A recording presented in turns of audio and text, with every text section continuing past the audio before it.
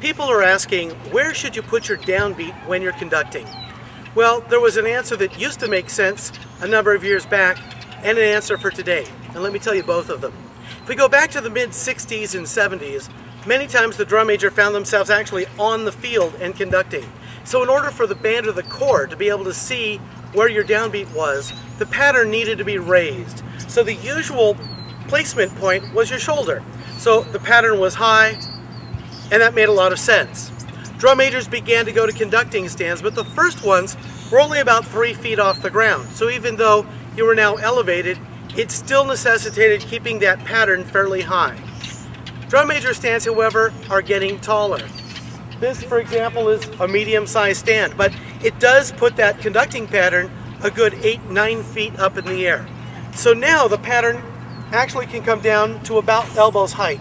You'll find there's less strain on your body, much fewer issues in the shoulders, and yet the band can still see the pattern. So, if you're on an elevated stand, that's a good downbeat placement.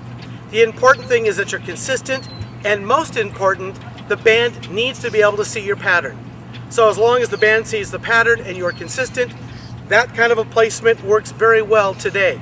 If you find yourself coming down on the field, raise your pattern up so that it can be seen.